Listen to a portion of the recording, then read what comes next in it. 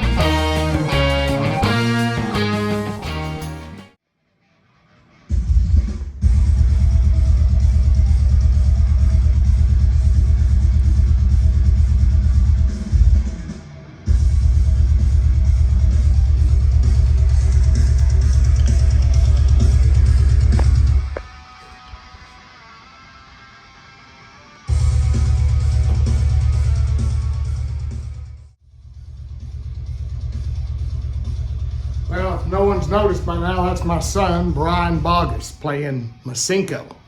He started off in a high school band called Shattered Image, and then went on with Fresh Pint, and now he's with a band called Omen Sky. Hopefully we'll get a chance to interview him and the bands on our Vinyl Junkie Record Shop. Now, on with our special guest tonight, and our new Vinyl Junkie Repairman, and that's going to be Jim Goss. I recently went to Kansas City, Missouri to buy a new jukebox. We know we got the R89 here that we do our 45s on, but I needed another AMI to do our CD. And with that, I bought a new Berkeley CD jukebox. We want to introduce him as a new repairman to our Vinyl Junkie Record Shop, and we're glad to have you, Jim, and let's get on with him now. Thank you. Welcome to the Vinyl Junkie Record Shop here on the JukeboxBaugus YouTube channel, and we've got our new repairman for the VJRS repairman locations that you'll see moving forward after today. And I want to introduce Mr. Jim Goss. Jim Goss, nice to have you with our shop. Nice to be with you. And let our people here know what you do for your sales, service, and repairs, your locations, and what you work on. And yeah, give me this good stuff here. I service the four big manufacturers, the Rowe, Wurlitzer, Seaberg, and Rock-Ola. There's only a couple Seabergs that I won't touch, which is the LPC1 and LPC 480s. A lot of problems with those machines, and they're not worth the customer spending the money on those machines.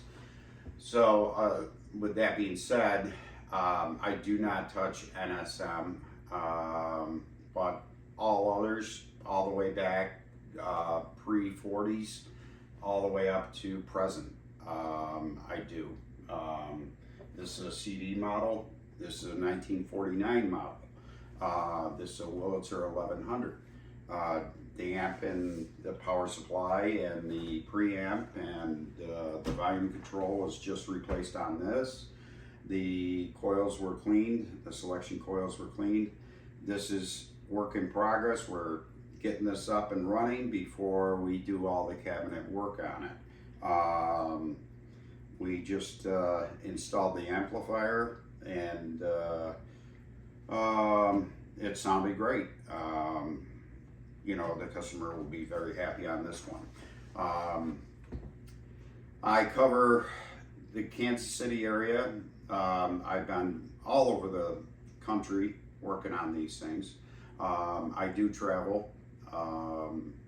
You know, I'm also will do FaceTime appointments and you know, the Google Meet appointments. Basically, you know, anything jukebox, it can be repaired. You know, sometimes it's harder to find parts. Some parts you can't locate, but you know, eventually you do come across it. Yes, and with all our multiple vinyl junkie record repairman, they stay in connection with each other, so it's easy for them if one has a part and the other doesn't to be able to do some arrangements to get that part that they need, and they work very well together. How many boxes are you currently servicing at this moment? Well, when you drove up, you probably seen the pod sitting out there. Yes, it did. How many you got in there? That is filled with 22 boxes. I was down for about 4 or 5 months, and I'm still trying to catch up. I go out and do service calls, the ones at the house here, at the shop. I work on at nighttime when I get home. The ones that can get up and running at customers' houses, I'll leave at the house and, you know, get them up and running there. There's no reason for them to be, you know, put on a trailer and hauled back here just for a simple fix. But with that being said, something easily fixed or something easily fixed, or you know, even a return visit fix, you know, it can be done. You know, upgrades with you know, amplifiers and stuff like that from Victory Glass.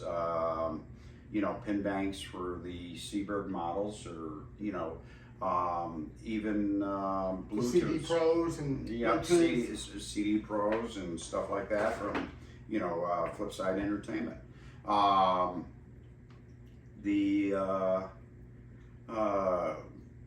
Basically, you know, there's a lot of people that want to upgrade their box and bring it into the 21st century, and you know, they want Bluetooth. Victory offers a nice drop-in unit, you know, for their Seabirds and their AMIs, and they are coming out with the ones for the Wurlitzers. Yeah. I'm probably #1 sales for Victory on amplifiers and, you know, their conversion kits. Their pin banks, you know, I've done a lot of those. All my customers are happy with them. The solid state works amazing. Yeah, you can rebuild the old pin bank, and but when they decide to go, you know, you give the customer their choice on how they want to go. And if you do install something that is aftermarket, you leave the original piece with the customer, so they have the original if they go to sell it, you know. And without exposing your age, how many years have you been doing this? I've been doing it. My father had a vending company. I've been doing it for 53 years. Doing it since I was 10 years old. Nice. So, yeah. So everybody in the Kansas City, Missouri area, and he will do some traveling. You've got a good vinyl junkie repairman here to take care of your jukeboxes. Been to Tennessee, been to Illinois, been to Arkansas, Oklahoma, Idaho, Iowa, South Dakota. I've been all over around here. As the old record would say, I've been everywhere, man. Mm-hmm. Anyway, we'd like to welcome Mr. Jim Goss here. And Mr. Goss, can you give us your contact information so they can get a hold of you? Facebook, phone number, or whatever you Facebook, contact? I'm underneath Jim's Jukebox Sales and Service. 816-405-9962 is a good telephone number to get a hold of me. And this is a good copy of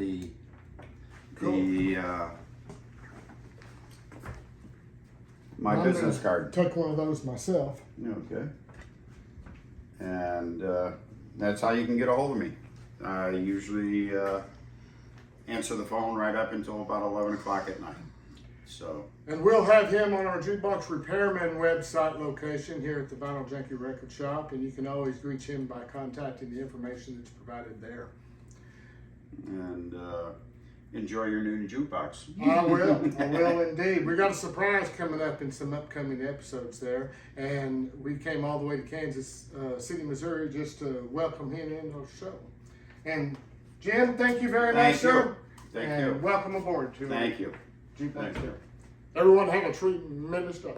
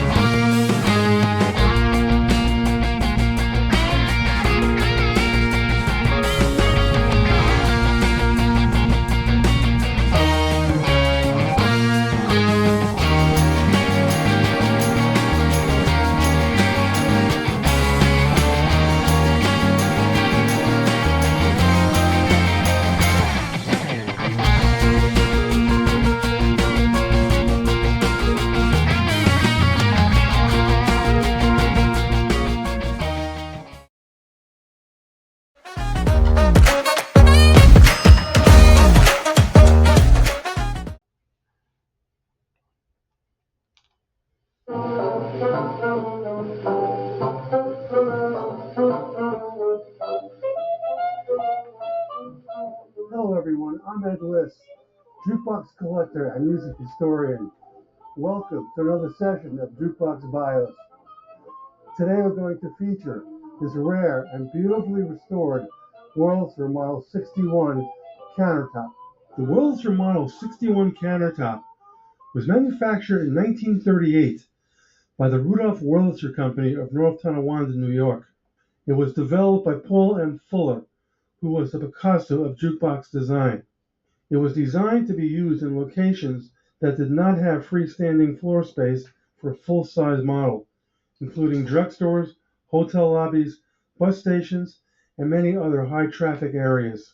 Over 8,000 were built during 1938 and 1939. The Model 61 was designated a counter or tabletop model that sat on a counter or placed on a specially designed floor stand. It weighed 115 pounds and was the first model to use side-red illuminated Catalan plastics. Prior models were all wood. The cabinet was made from a high-quality myrtle burl with matching walnut veneers and an ebony base that adorned the lower front and sides. The mechanism was in full view from the front. The Model 61 mechanism was 100% mechanical. The sound system comprised a 6-watt monophonic tube amplifier, the Model 841, matched to an 8-inch Utah speaker behind the front door grille.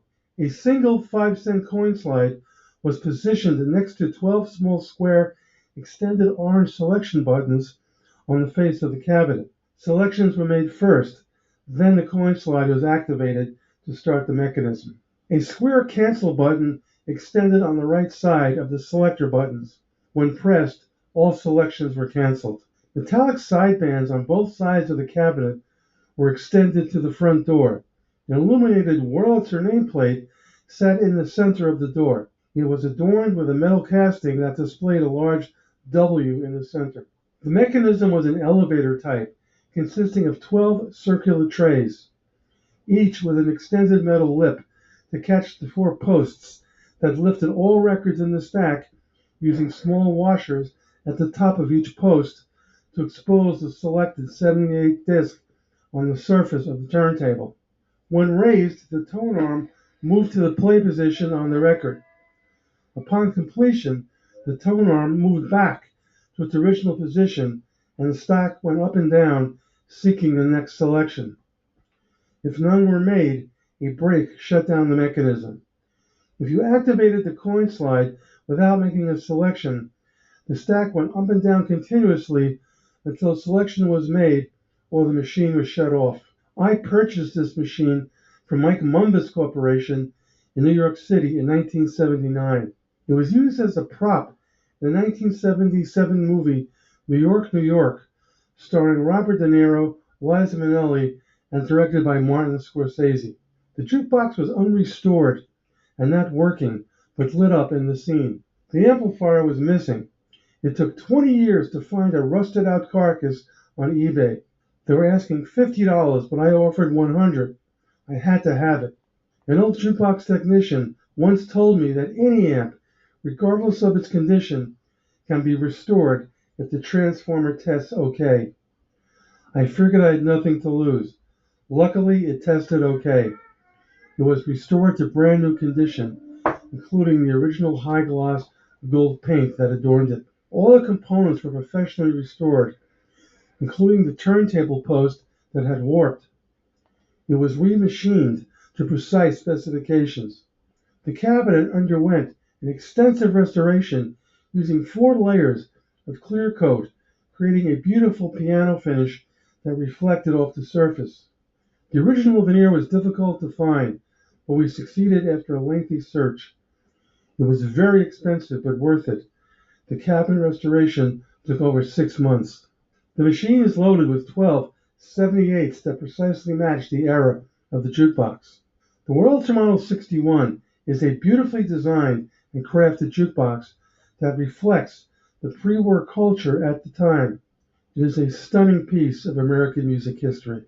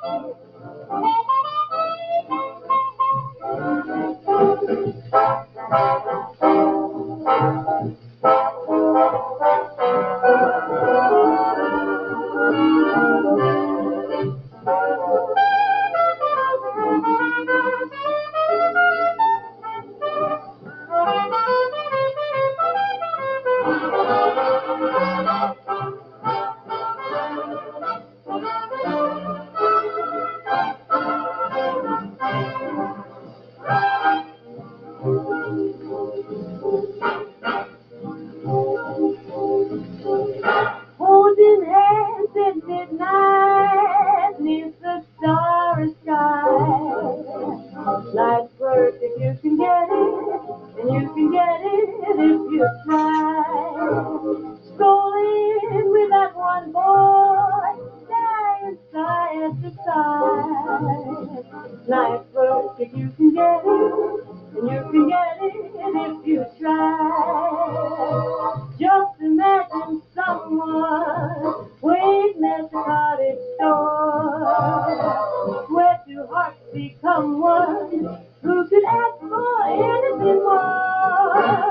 Loving one who loves you, and then taking that vow. Life's work if you can get it, and if you get it, won't you tell me how?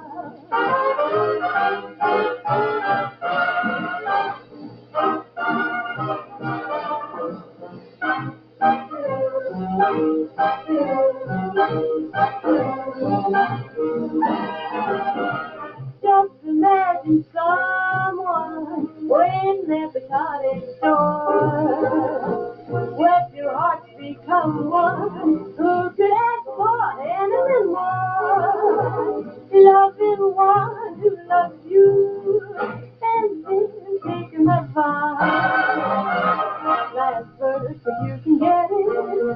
if you get it, baby. Won't you tell me how?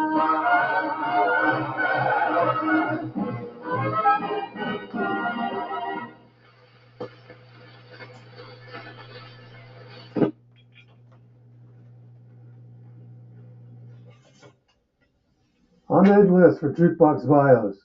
Thanks for watching, and I'll see you next time.